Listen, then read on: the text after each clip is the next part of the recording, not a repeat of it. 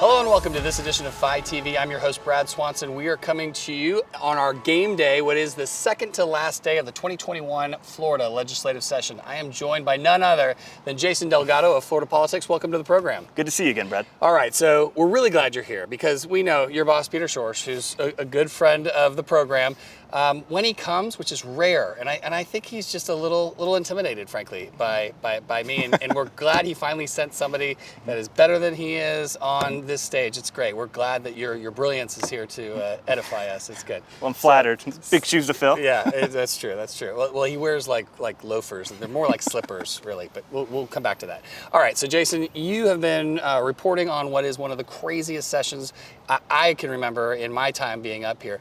Talk to us about kind of the top stories that you reported on or that Florida Politics covered that you guys thought were just major. Mm-hmm.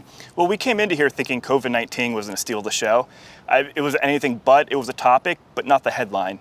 Criminal justice and what ended up being a transports provision ended up really kind of fueling what Democrats have been called like red meat legislation. Right. Well, tell us about the first one.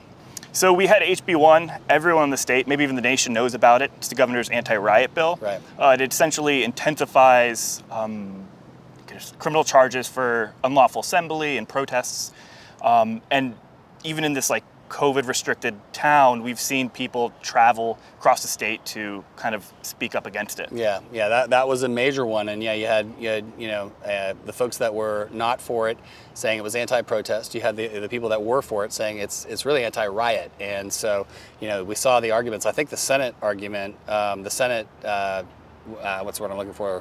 When they talked about the bill, it was amazing. It was some of the most thoughtful arguments on both sides with both emotion and sensitivity to the other side's arguments. It was incredible. So it was amazing. All right, so that's enough of my editorial on that. Let's talk about your editorial. All right, so what else? Let's talk about the trans sports issue. Mm-hmm.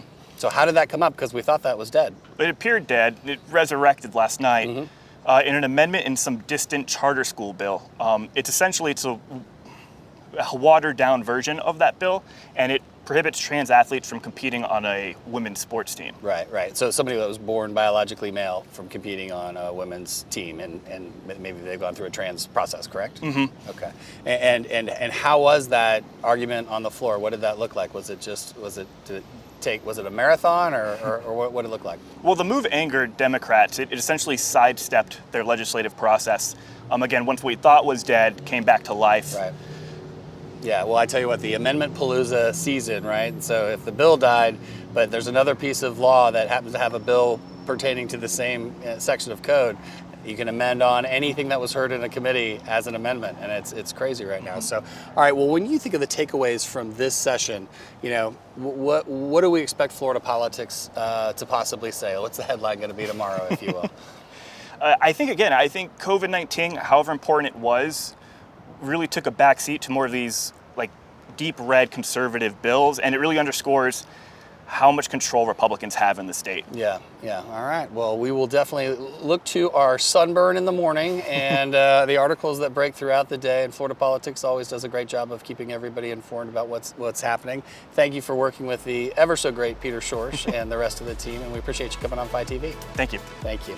That's all the time we have for this interview. For more great interviews like this one, make sure you hit us up on our social media feeds. And for now, thanks for tuning in.